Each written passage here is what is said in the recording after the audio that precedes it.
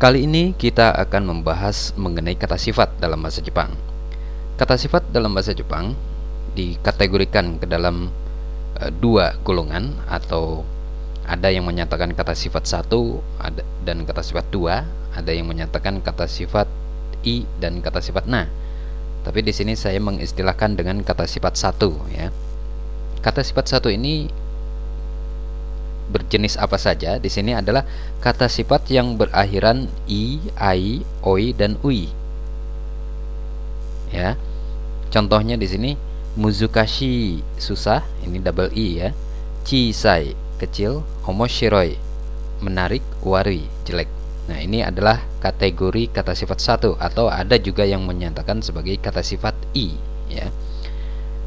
Berikutnya adalah kata sifat dua. Kata sifat dua itu yang bagaimana? Yaitu kata sifat yang di luar kelompok kata sifat satu dan diikuti na di sini, ya. Contohnya kireina, cantik, shizukana, sunyi, shinsetsuna, ramah, jozuna, pandai, ya. Kita perhatikan di sini, kirei ini a akhirannya tidak termasuk pada golongan kata sifat pertama, ya, karena ini a. Kemudian shizuka di sini bukan atau tidak ada akhiran i di sini, ya. Shinsetsu juga, kemudian jozu juga. Maka di sini termasuk kategori golongan kata sifat 2. Ini na dalam kurung karena kadang na ini muncul, kadang tidak, ya, tergantung pada konteks kalimat nantinya. Kita perhatikan nanti dalam contoh kalimatnya. Oke, dalam bahasa Jepang kata sifat itu mengenal bentuk negatif. Nah, bentuk negatifnya seperti apa? Di sini kata sifat satu, i yang terakhir, i-nya itu berubah menjadi kunai. Contoh di sini oishi, enak, menjadi oishi kunai, tidak enak, ya. Tadinya jadi i terakhir ini diganti atau berubah menjadi kunai. Oishi panjang, oishi menjadi oishi kunai. Omoshiroi, menarik, omoshirokunai, tidak menarik. Takai, tinggi, takakunai, tidak tinggi. Karui, ringan, karukunai, tidak ringan. Kemudian kata sifat 2 tanpa na ganti dengan janai atau dewanai, ya, yang mana saja boleh. Misalnya shinsetsu janai, ini tadinya shinsetsu ini ramah, menjadi shinsetsu janai, tidak ramah, atau shinsetsu dewanai, tidak ramah. Yumei janai, yumei dewanai. Yumei ini terkenal, yumei janai tidak terkenal. Yumei dewanai juga tidak terkenal. Nah, kemudian posisi kata sifat dalam bahasa Jepang itu seperti apa? Bila kata sifat itu menerangkan kata benda, maka kata sifat tersebut diletakkan di depan kata bendanya. Ini sama seperti bahasa Inggris. Jadi kata sifat itu diletakkan sebelum kata benda, ya. Misalnya di sini samui tokoro, tempat yang dingin, tempat yang dingin. Jadi ini dingin di depan tempatnya, ya. Shiroi kami, ini shiroi ini artinya putih, kami kertas, jadi kertas yang putih atau kertas putih. Kemudian kireina onna, kirei ini cantik, onna ini perempuan. Nah, di sini na muncul. Jadi na ini pada kata sifat kedua muncul pada saat menerangkan kata benda seperti ini. Jadi kalau sebagai predikat dia tidak ada na-nya, atau berdiri sendiri dia tidak pakai na, ya. Tetapi di sini karena kirei na ini menerangkan onna, maka na ini akan muncul. Jadi kenapa ditulis dalam tanda kurung tadi saya? Karena dia kadang muncul dan tidak, tergantung konteksnya. Shinsetsuna sensei,